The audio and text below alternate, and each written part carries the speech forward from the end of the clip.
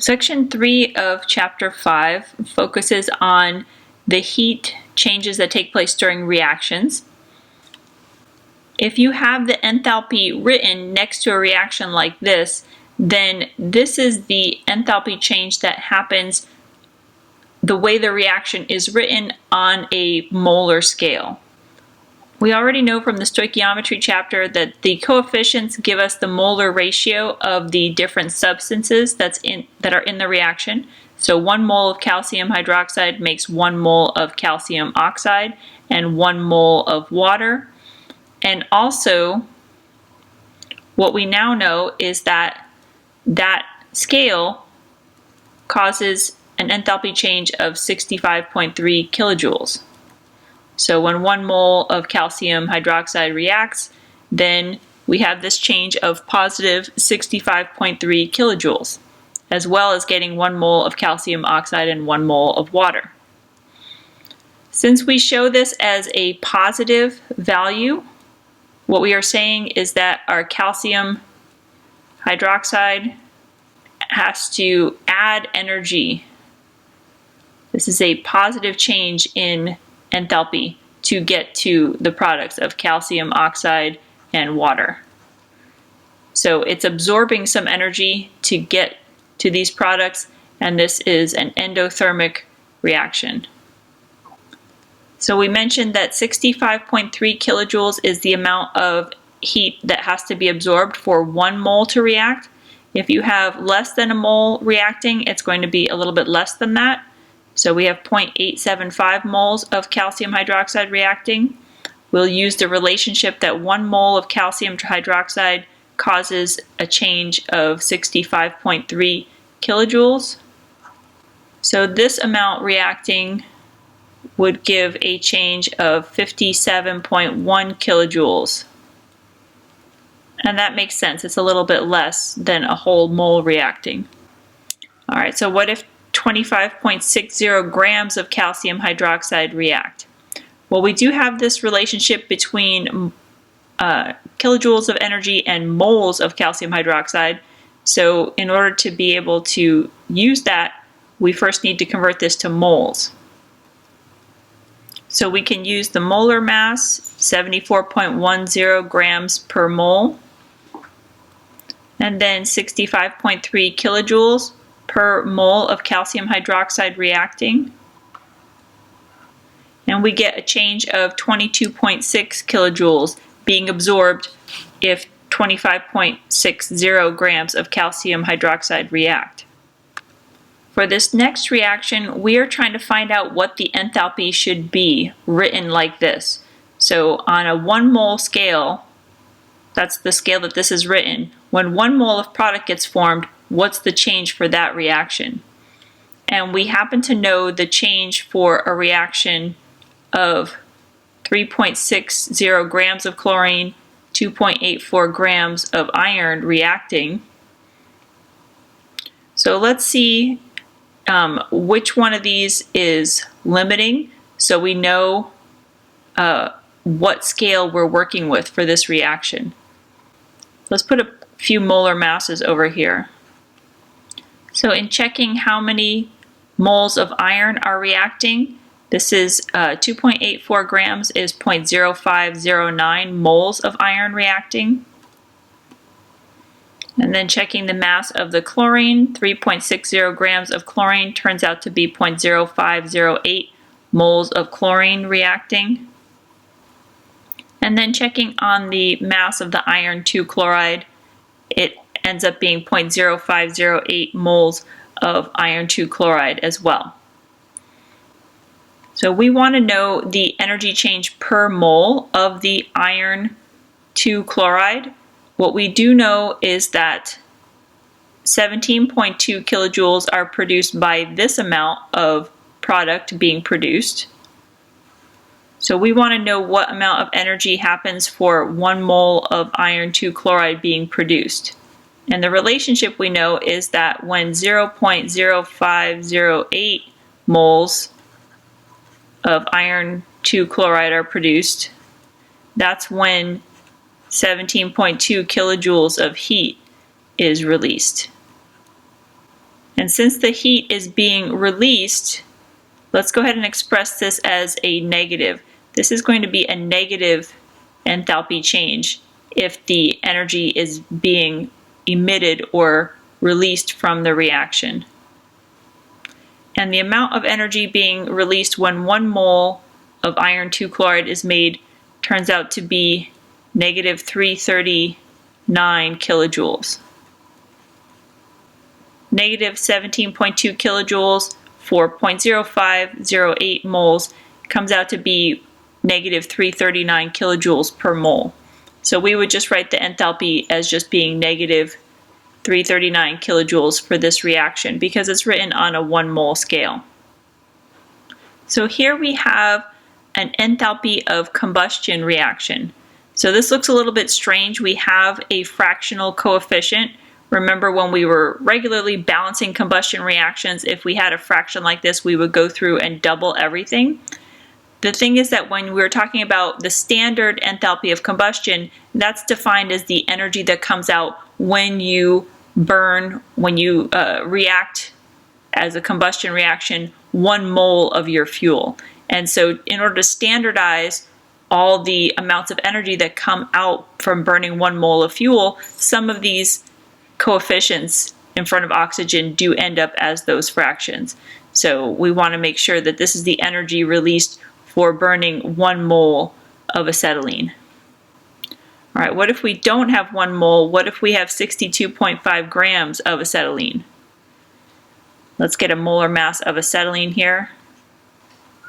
It is 26.04 grams per mole, so we're burning a little bit more than a mole of acetylene. Let's go ahead and use the molar mass to convert the 62.5 grams of acetylene into moles. And then we can use this reaction to know that for 1 mole of acetylene being burned, it's going to release 1,301.1 kilojoule. And then rounding to 3 significant digits gives us 3,120 kilojoules being released during that combustion. So this next problem is asking how to write a heat of formation reaction. And a heat of formation reaction is not meant to be a realistic reaction showing how you would make the compound. It's just showing 1 mole of that compound being formed from the different elements that make up that compound. So what could be the purpose of this, since this is not how you would really make the compound? And the reason is that it provides a table of standard heats of formation that we're going to be able to use a little bit later on in the section when we use special Hess's law. So the thing about heats of reaction, or the thing about enthalpy, is that it's known as a state function. And that means that the pathway doesn't matter. Your textbook has a little drawing or a photograph of a mountain, and the altitude of that mountain is independent of how you get there. So you could go back and forth, or you could take a more strenuous, more direct path, but the altitude that you end up is the same either way. And so that is the case with the heats of the different reactions. So if we had a knowledge of the energy that it takes to get from elements in their standard state, solid carbon, gaseous oxygen, to get to compound B, and we knew that enthalpy amount, and we also know, we'll call this enthalpy B, and if we also know enthalpy A, getting from that same collection of elements in standard state, how much energy it takes to get to compound A, then if we take B and we subtract A, we would be able to come up with the enthalpy needed to get from compound A to compound B. So if we had a reaction, even though we don't usually have a reaction where we just get from carbon and oxygen and boom, make compound A, we might have a reaction where we have to turn compound A into compound B. And if we know these standard heats of formation, we can calculate what that enthalpy change would be, getting from A to B.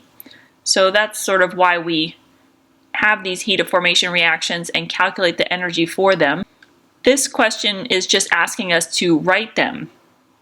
So we are going to write and show 1 mole of C3H8O being formed.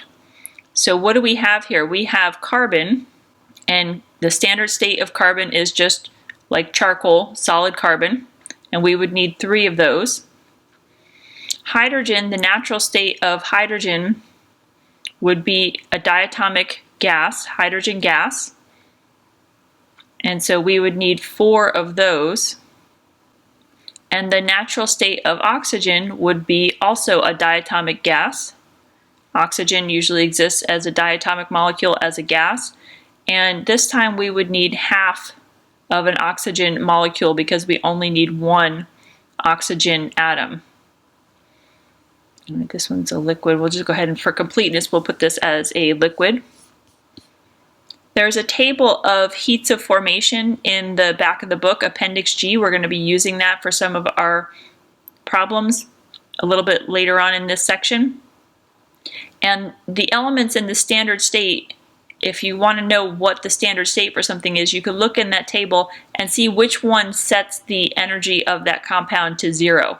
So by convention, we set all of these elements in the standard state as being equal to having 0 enthalpy, and so then these different compounds can be calculated with an arbitrary starting point of 0. So like the base of our mountain, if we set that to 0, it's probably not 0. I mean, there's base of a mountain's probably at a certain elevation above sea level, but if you set that to 0, then you'll know how high you had to go to climb the mountain. So that's sort of what we're doing here, setting all the elements in their standard state to 0, and then we know how much energy is needed to create this product.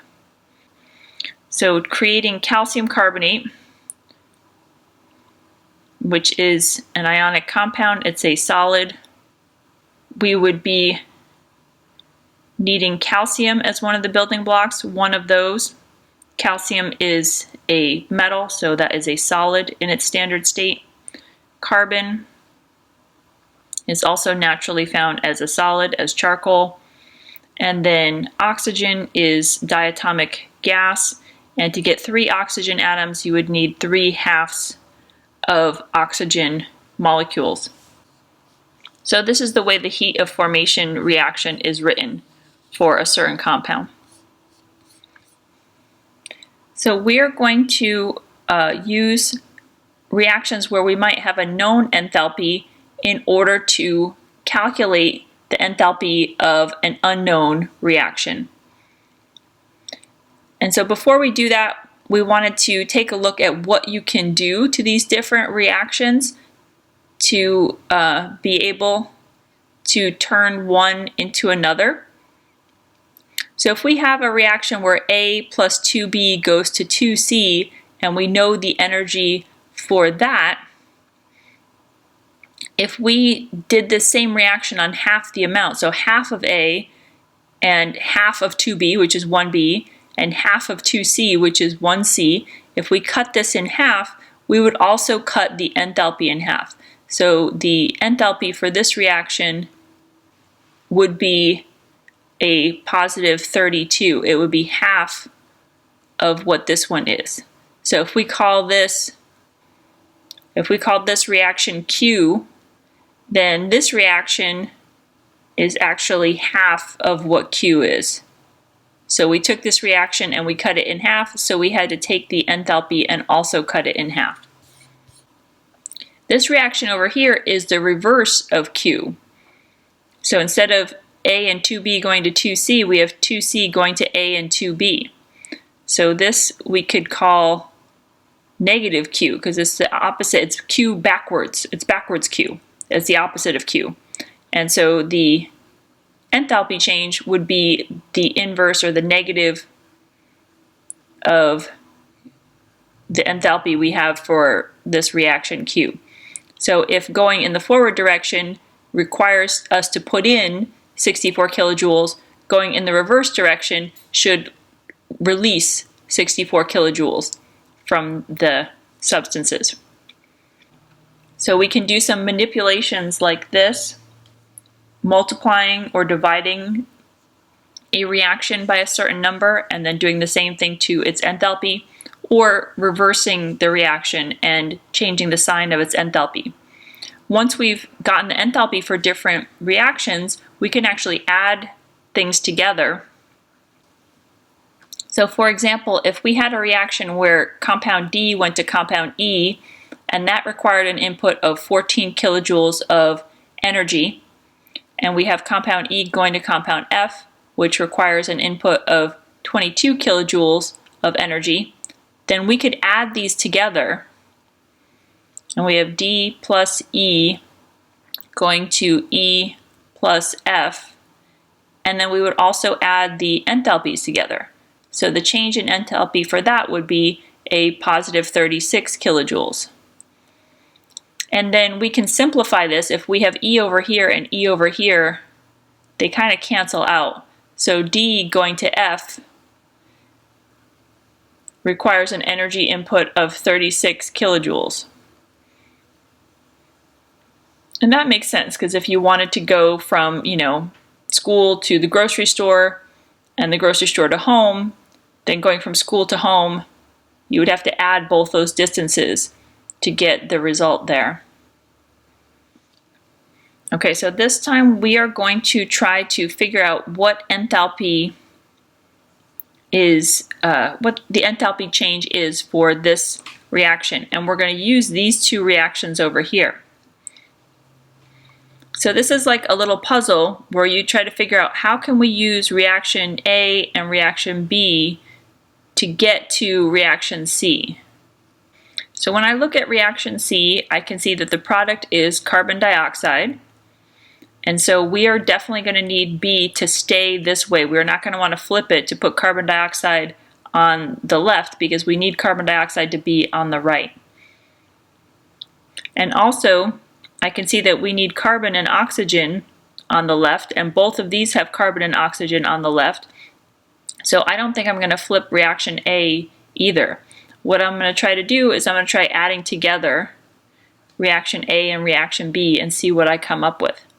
So when I add A and B, I get carbon and half an oxygen, and carbon monoxide and half an oxygen, going to carbon monoxide and carbon dioxide. And the enthalpy change, this little degree sign means it's the standard enthalpy change. Since we just added A and B together, we're going to also add our enthalpies as well. So we have negative 394 kilojoules. Now if we simplify this equation, I think we can get it to look like equation 3. Since there's a carbon monoxide on both sides of the arrow, we can just kind of eliminate it. We start with this, we end with this, so that's not really a change. And then another thing we can do is combine these two half oxygens to get a full oxygen. So then our equation looks just like reaction C, and we have calculated that the standard enthalpy is going to be negative 394 kilojoules for that reaction. Okay, so this one is maybe a little bit more involved here.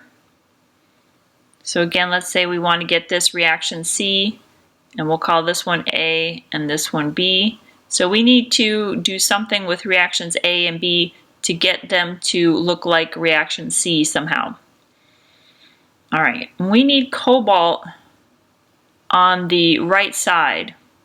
And right now the only reaction that has cobalt is A, and it's on the left side. So I'm going to go ahead and flip this around. I'm going to write the negative A reaction. And so that would be cobalt 2 oxide going to cobalt and half an oxygen.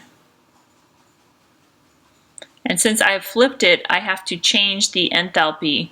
And so that would be a positive 2 37.9 kilojoules. Okay, now this still is not good enough because we need 3 cobalt and not just 1. So let's go ahead and triple negative A and make it a negative 3A. So that gives me 3 cobalt oxide going to 3 cobalt and 3/2 of an oxygen molecule. And since we've tripled it, we now have to triple this. So the enthalpy is now positive 713.7 kilojoules. So something else I'm noticing is that we need CO3O4 on the left-hand side, and reaction B has it on the right-hand side. So we're going to have to get the inverse of B also. Alright, so I've written this backwards in the reverse direction, and then that changes the enthalpy. It changes the sign of the enthalpy. So instead of negative 177.5, this is now positive 177.5 kilojoules. So now let's go ahead and add these last two together. So the enthalpy first, I'll just go ahead and see that that is a positive 891.2 kilojoules added together. Let's see what happens when we add this together. So when I add these together, I have the 3 cobalt 2 oxide, this CO3O4, 3 cobalt, 3 cobalt 2 oxide here, 3/2 oxygen and 1/2 oxygen. So we can simplify this by removing the 3 cobalt 2 oxide. It's on both sides of the equation, so we can just eliminate that. We can also combine the oxygen. We have 3/2 and 1/2, so that makes 4/2, which is 2 oxygen. So when we simplify this, we actually end up with reaction C, because we have CO3O4 on the left, that's all we have on the left. We have 3 cobalt on the right, and we have 2 oxygen molecules on the right. And that's all we have. It's an exact match. So our enthalpy matches as well. It should be plus 891.2 kilojoules. So this Hess's law is using the standard heat of formation reactions. So if you'll remember earlier, we had these reactions where it showed what energy is needed for a mole of a compound to form from the standard state of the elements, which we've arbitrarily set to an energy level or an enthalpy level of 0. So what we can do is use those standard heats of formation in this kind of Hess's law. The heat of a certain reaction, so let's say 2A and B going to 2C, in this reaction we are forming C and we are unforming A and we're unforming B. So what we need to add here is the enthalpy needed to form C, and then we need to subtract that needed to form A and the enthalpy needed to form B, because we're undoing those, so we need to subtract those. We're doing the opposite. So the way we would find the enthalpy of this equation, the enthalpy of the reaction, we would take N, which is the number of moles, times the heat of formation of the product. So this would be 2 times the standard heat of formation of C. So we would have that, 2 times that, and that's our only product. If we had more products, we would add those in as well. And then we're going to subtract the amount needed to form the reactants, because we're unforming the reactants. So we're going to subtract 2 times the heat of formation of A, because we're unforming 2 moles of A. Let's put this in parentheses here. And then we're also subtracting 1 times the heat of formation of B, because we're unforming 1 mole of B. And that's what we would do. We'd get these heats of formation from the tables, add in all the products, subtract out all the reactants, and then we would have an estimation, a pretty good estimation of the enthalpy of the reaction itself. So let's do that for this reaction. The standard enthalpy of this reaction is 1 times the heat of formation of the product, silicon tetrachloride, and then we're subtracting 1 times the heat of formation of silicon, because we are unforming 1 mole of silicon, and then we're also subtracting 2 times the standard heat of formation of chlorine, because we are unforming 2 of chlorine.